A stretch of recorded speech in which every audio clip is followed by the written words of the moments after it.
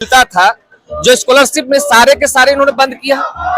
माने भारत को पुनः वो पाषाण युग में लेने जा रहे हैं, जिस युग में हमारे कमर के पीछे झाड़ू बांधा जाता था और गले में हार मटका बांधी जाती थी, वो स्थिति ला दिया है। और ये स्थिति केवल एससी के वर्गों के लिए नहीं लाया गया है, ये समग्र समाज के बच्चों का भविष्य अंधकार में जा रहा है। कहने का मतलब जो उन्होंने वादा किया था कि करोड़ों युवाओं को रोजगार मिल रहा है, क्या वो रोजगार नहीं? कहाँ है रोजगार? उनसे ये सरकार इतनी संवेदनहीन है, इनसे जब रोजगार हमारे युवा मांगते हैं तो कहते पकोड़ा बेचो। आपने सुना उमिशा का स्टेटमेंट था क्या? इसी दिन के लिए लाया था। तो फिर जब हम से मतलब कि 16 दिन तो हंगर स्ट्राइक हो गया, लगभग 24 दिनों से ये यहाँ पे बैठी हुई है। मैं कुछ ये बैनर में दिखा देना चाहता हूँ, जो कि देखिए, आप इसे लोकतंत्र मत पढ़े, इसे लीक तंत्र पढ़े। ये आप देखिए, मतलब आई का जो ओ का मात्रा का जो है, आप लीक तंत्र पढ़े।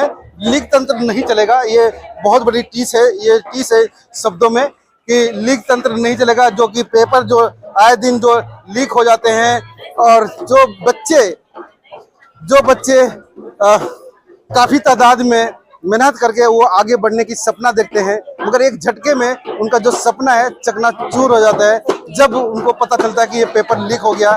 तो आप जान सकते हैं कि कितने बच्चों का, कितने स्टूडेंट का जो भविष्य है वो अंधकार में हो जाता है। और भी हम लोगों से हम मिलवाएंगे, बात करेंगे। आप देख सकते हैं कि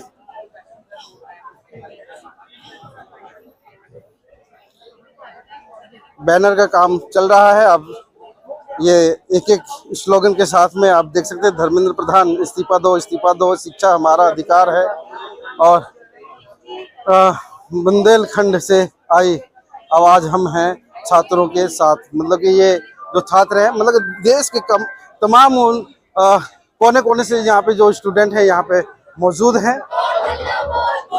तो साथियों नमस्कार, मैं संतोष कुमार अम्बेश, और लगातार मैं जंतर मंतर से मैं बना पड़ा हूँ। क्योंकि वो जंतर मंतर ऐतिहासिक जगह है जहाँ पर लोगों की मांगे हैं वो पहले सुनी जाती थी, मगर कुछ दशकों से अब यहाँ की जो मांगे हैं यहीं जंतर मंतर तक ही सीमित रहती है। जी हाँ, मैं बात कर रहा हूँ उस केंद्र में जो सरकार है, जो बैठी हुई है सरकार, उसको उसके कान तले कोई जू तक नहीं देखता। क्योंकि जंतर मंतर जब से ये सरकार आई है तो यहाँ पे जो काफी दोगुना हो चुका है। आज वही ऐतिहासिक जगह है, और जो ऐतिहासिक धरना है वो है कॉकरोच पार्टी का है धरना प्रदर्शन।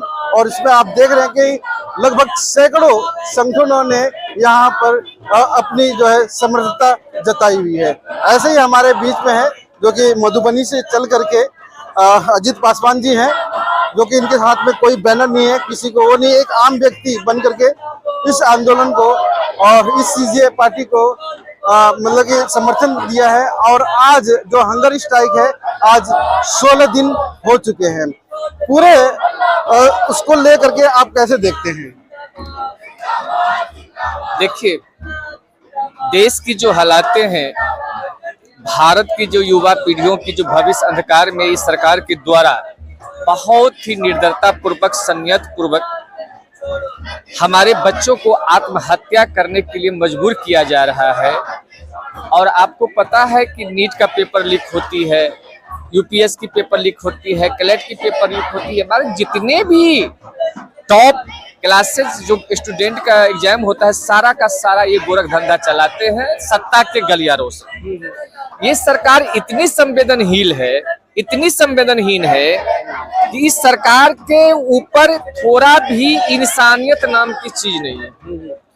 और इसी भविष्य को, युवा भविष्य को देखते हुए भारत कैसे सुरक्षित रहे, मोदी जी बहुत अच्छे नारा मार रहे हैं कि 2047 हम विकसित भारत बनाएंगे। और जब सत्ता में आए थे तो इसी 65% युवाओं के बल पर और नारी सशक्तिकरण के बल पर उन्होंने यूपीए से जो अजीज हो गया था भारतवासी, बहुत काफी स्कैम हुई थी, उसके चलते इनको सत्ता दिया गया था। अच्छे दिन लाएंगे, काला धन लाएंगे, स्मार्ट सिटी बनाएंगे, गंगा को प्रदूषण मुक्त करेंगे। ये सारे डुकर फंसी है और हमारे बच्चों जो अभी हत्या किए उसका दोषी इस वर्तमान सरकार की एजुकेशन मिनिस्टर धर्मेंद्र प्रधान को ही जाता है और इसी के विरुद्ध आने वाली पीढ़ी हमारा ये हताहत की जिंदगी नहीं जिए, उसी की विरुद्ध कॉकरोच पार्टी ने सोशल मीडिया पे जो सुप्रीम कोर्ट के जज थे CGI उनके द्वारा पैरासाइट कहा गया था, कॉकरोच कहा गया था, उसी कॉकरोच को इन्होंने अभिजीत दीपके ने लपक लिया और मजाक में उसे सोशल मीडिया पे उसने फॉर्म किया और 22 मिलियन, आपको पता है 22 मिलियन उनको सदस्यता माने एक्टिव फॉलोअर हो गए, परिवार हो गया। इसी आंदोलन से शक्ति मिली और शक्ति को लेकर पर्यावरणवादी और साइंटिस्ट भारत के जो दुनिया में एक इनका नाम है सोनम वांगचुक, डायरेक्ट स्विट्जरलैंड से आते हैं, भारत को प्रतिनिधित्व करने गए थे वहां से आते हैं और इस देश के बच्चे के भविष्य के लिए वो अपनी जान की बाजी लगा के भूत हड़ताल पे बैठे हुए हैं। तो मेरी भी नैतिकता बनती है कि हमारे बच्चे भी सुरक्षित कैसे रहें और हमारे देश की पीढ़ी युवा कैसे सुरक्षित रहे, इसी के समर्थन में मैं भी शामिल हो गया। प्रति वर्ष अगर स्टूडेंट की हम कहें कि जो शिक्षा से मतलब पास आउट होते हैं और अपने जॉब के लिए मतलब वो सर्च करते हैं, यहाँ पे एक तरफ जब मोदी जी का जो यहाँ पे मतलब कि जब वो प्रधानमंत्री बनते हैं तो उन्होंने युवाओं को सबसे ऊपर सर्वोपरि रखा है और आप यहाँ के आंकड़े को पेश कर रहे हैं, तो क्या लग रहा है कि मतलब धरातल पे ऐसा कोई काम नहीं किया गया उनके द्वारा? आप नजर पसार के देखिए, आप तो सोशल मीडिया में है, आवाज भाष कह रहे हैं मनीष भाई, ईमानदारी से बताइए इस भारत में 12 सालों में एक भी यूनिवर्सिटी इसने खोला? यूपीए गवर्नमेंट में जो एजुकेशन रिफॉर्म हमको मिलता था, जो स्कॉलरशिप में सारे के सारे इन्होंने बंद किया। माने भारत को पुनः वो पाषाण युग में लेने जा रहे हैं, जिस युग में हमारे कमर के पीछे झाड़ू बांधा जाता था और गले में हार मटका बांधी जाती थी, वो स्थिति ला दिया है। और ये स्थिति केवल SC के वर्गों के लिए नहीं लाया गया है, ये समग्र समाज के बच्चों का भविष्य अंधकार में जा रहा है। कहने का मतलब जो उन्होंने वादा किया था कि करोड़ों युवाओं को रोजगार मिल रहा है, क्या वो रोजगार कहाँ है? रोजगार उनसे ये सरकार इतनी संवेदनहीन है, इनसे जब रोजगार हमारे युवा मांगते हैं तो कहते पकोड़ा बेचो। आपने सुना उमिशा का स्टेटमेंट था क्या? इसी दिन के लिए लाया था। तो फिर जब हम PhD करते हैं, क्लैट करते हैं, MBA करते हैं, BCA करते हैं, LLBA करते हैं, पोकरा बेचने के लिए? चाय तो बेच रहे हैं, बिजनेस चल रहा है, अच्छा बिजनेस। वो बिजनेस है, वो तो किसी तरह से पेट पालने की जुगाड़ है। इसी को लेकर तो आत्महत्या कर रहे हैं और ये एकदम अंगद की तरह ये पलथी मार के बैठे हुए हैं, क्योंकि भारत की जितनी भी सत्ता की जो 4 स्तंभ है, वो चारों स्तंभ पे पर्दा के पीछे से RSS कब्जा कर रखा है।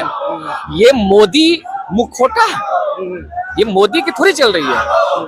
जितनी भी गालियां हो मोदी सुने, मोदी भी RSS से आया, नोगटिया पहन के आया, तो इनको बाल बच्चा परिवार तो है ही नहीं जो संवेदनशील हो गया। आज तक आप मीडिया में है, आज तक इन्होंने एक भी कॉन्फ्रेंस किया, मीडिया कॉन्फ्रेंस किया आज तक 12 सालों में? देख लीजिए, खाली।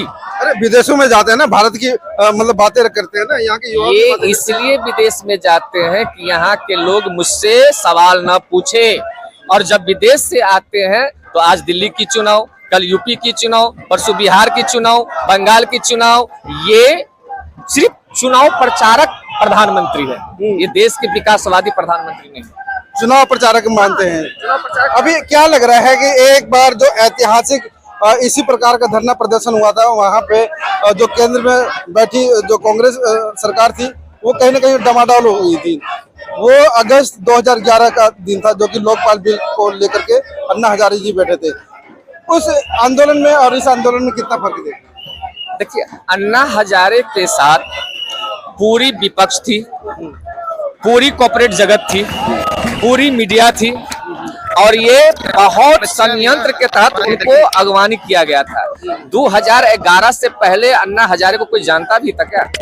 और नारा इन्होंने किया हमारा मीडिया के थ्रू, ये दूसरा गांधी है। और मैं आपको बता देता हूँ, लोकतंत्र की बहुत ही खूबसूरत परिभाषा है और मजबूत है। जब जनता जागती है ना, तो ये मीडिया, मेन मीडिया क्या करेगी, सत्ता क्या करेगी। सोनम वांगचुक ऐसे इंसान है कि आप देखना 20 जुलाई को संभाल नहीं पाएंगे। जैसे नेपाल में हुआ था, बांग्लादेश में हुआ था, मैं देख रहा हूँ, मैं 2 दिन से 3 दिन से ऑब्जर्व कर रहा हूँ। भीड़ बढ़ रही है, आक्रोश बढ़ रही है पूरी देश में। सोशल मीडिया ने ऐसा माहौल बना दिया है कि इनकी नानी याद आ जाएगी, इनको भागने का रास्ता नहीं मिलेगा। हाँ, कुर्बानी मांग रही है, कुर्बानी देने के लिए हम लोग तैयार है। 22 बच्चों ने तो दे दिया और कुर्बानी लेना होगा। और कितना क्रांति कभी भी रक्त खून बहाने से ही मिलता है। ये सरकार जो है ना सर, ये सरकार तो कोई चरित्र नहीं है, चरित्रहीन सरकार है, संवेदनहीन सरकार है। इनको विकास से कोई लेना देना है, सिर्फ डर पर विकास हो तो रहा है। ये सर, हमारी आबादी कितनी है? 1 अरब 45 करोड़। ये सड़क बनने से हमारे विकास हो जाएगा क्या? ग्रामीण रूरल एरिया में कितने लोग रहते हैं? 90% लोग रहते हैं। ये सड़क जो है अडानी अंबानी या कुछ लोगों के व्यापार को सुगमता के लिए बनाया गया है। उस सड़क पे रिक्शा चलती है क्या? उस सड़क पे साइकिल चलती है क्या? उस सड़क पे टमटम चलती है क्या? उस सड़क पे आपको क्या कहते हैं, मोटरसाइकिल चलती है क्या? पाबंदी लगा दिया गया है। तो ये सड़क किसके लिए है? आप समझ सकते हैं मेरी इशारा? नहीं, ये हमारे लिए नहीं है। आपके मन में वही अंबानी और अडानी का यस होगा। यस, तो क्या वो देश के विपरीत काम कर रहे हैं? एकदम करे सर। अब देखो ना, जिस अडानी को साइकिल बनाने की अनुभव नहीं थी, उसको राफेल दे दिया बनाने के लिए। ये क्या है? पूरी देश की साधन व्यवस्था बहुत बड़ा सवाल खड़ा कर रहे हैं। एक ऐसे पूंजीपति के ऊपर सवाल खड़ा कर रहे हैं जो कि देश के जो आर्थिक स्थिति को संभाल रखा है। सर, मैं बिहार से हूँ। बिहार ऐसे ही माइंड के प्रयास क्रीम लोग होते हैं, तेजस्वी लोग होते हैं। ये मैं नहीं बोल रहा हूँ, देश के कोना कोना के बच्चे बोल रहे हैं, इनका इतिहास बोल रहा है। सरकार की और अडानी की अंबानी की जो मिली भगत है, सारा जितने भी विदेश दौरा कर रहे हैं, ये देश की भला के लिए नहीं कर रहे हैं, ये केवल अडानी और अंबानी के लिए कर रहे हैं। जी, उनकी बिजनेस फैला रहे हैं, आप देखो ना। चलिए बहरहाल, बहुत लंबी बात किया जाए तो बहुत लंबी बात हो जाएगी, क्योंकि मेन मुद्दा ये है जो हंगर स्ट्राइक है। सवाल सबसे बड़ा देश के सामने है और सरकार के सामने भी। सोनम वांगचुक जी को क्यों आना पड़ा यहाँ पे? क्यों युवाओं को रोड पे उतरना पड़ा? वो 22 जो युवा, जो साथी, जो नौजवान साथी ने जो कुर्बानी दी है, क्या जिन्होंने सपना देखा था कि आने वाला जो भविष्य होगा इस देश को एक ऐसे शिखर तक ले जाना, क्योंकि जब तक रोजगार नहीं होगा, शिक्षित नहीं होगा, तब तक ये देश विकास भी नहीं कर सकता। तो ये तमाम सवाल हैं अभी, और इन सवालों के साथ में और भी लोगों से मैं बात करूंगा। तमाम वो स्टूडेंट है, आप देख सकते हैं कि हजारों के तादाद में ये स्टूडेंट है, और सामने आप ये भी देख सकते हैं कि बहुत बड़ा मंच है। लगातार डॉक्टरों की भी लाइन लगी हुई है, क्योंकि सोनम वांगचुक और दीपक जी वो लगातार 16 दिन से, और उनके साथ में लगभग हजारों की तादाद में जो स्टूडेंट हैं वो हंगर स्ट्राइक पे बैठे हुए हैं।